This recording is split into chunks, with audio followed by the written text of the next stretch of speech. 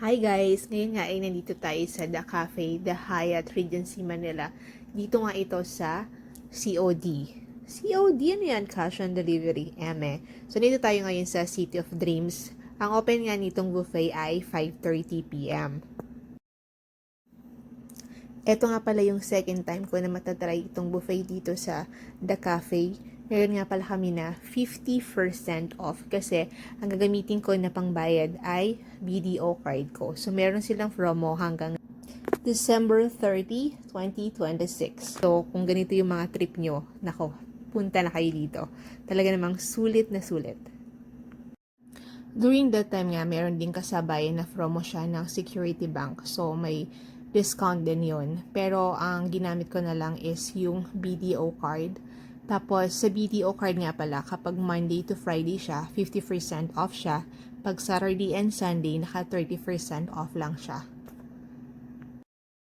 At kung kayo naman yung mga customer na hindi mahilig sa mga discounts, so kung itatanong nyo ako kung magkano naman yung per person na buffet, so 3,500 nga siya.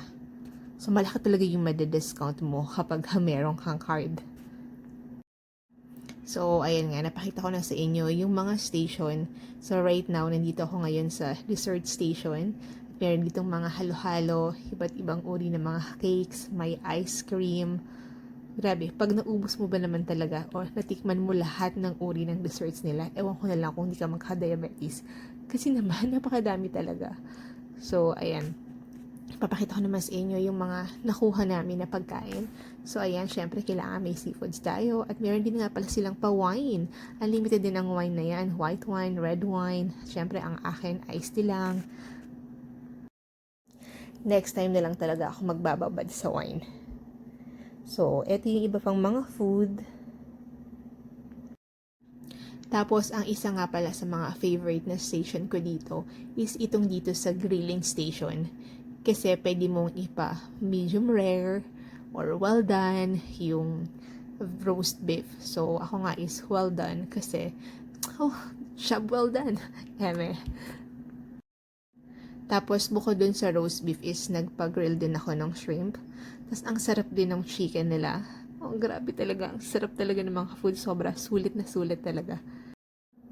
At syempre pa, pag ganitong nasa buffet tayo, ang kukunin talaga natin ay yung mga medyo maharlika, yung mga mahal kapag ka nag-dine in ka sa labas. So, ganun talaga. Tapos, hindi tayo masyadong magkakanin, magra-rice kasi mabubusog agad tayo. Hindi natin masusulit o matitikman yung iba pang mga items na talaga namang grabe, minsan mo lang matikman. So, ayan nga, di ba? Nakapaubos na kaagad ako ng crabs ko dyan at saka mga shrimp. Tapos, syempre, mga cheese din. Gusto ko kasi matry. Kasi, syempre, medyo mahal ka rin yung mga cheese. Tapos, yung salmon. Oh, craving ako dyan talaga right now. Pag mga gantong eksena, parang hinahati ko siya.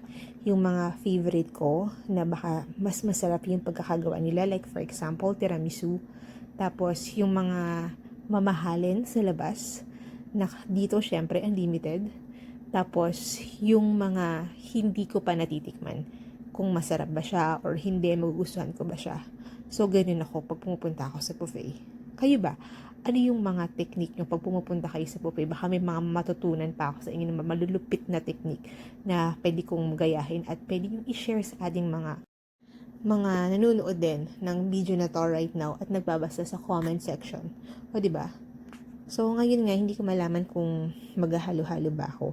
Pero kasi, ang dami ko rin kasing gustong matatamis. So, naisip ko, mag-ice cream na lang ako kasi nainggit ako sa friend ko.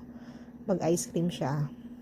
So, ako chocolate. Kasi mas mahilig ako sa chocolate ice cream talaga. Kaysa sa vanilla. So, ayan, nagpatulong na nga tayo. Siyempre, pa-baby tayo di ba?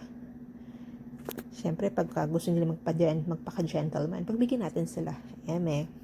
So, papalagyan na rin natin siya ng toppings. Ang napili kong toppings ay, syempre, chocolate pa rin. Tapos, hindi nga siya makikita masyado, palagyan natin ng white chocolate. At, syempre, dahil parang medyo isip bata tayo, lagyan natin ng marshmallow. Diba? Para naman mas cutie siya. And, kahit hindi naman siya masyadong magle-level up talaga ng bongga, lagyan din natin siya ng kulay violet. Ano ba to? Ubi ba to? So, anyways, ayan. ito nga yung mga desserts natin. At, teka, pakita ko sa inyo yung iba ko pang, yan, yung mga desserts ko. At yes, napansin ko, kumuha talaga ako ng mirang. Na-curious kasi ako kung masarap ba yung mirang nila dito.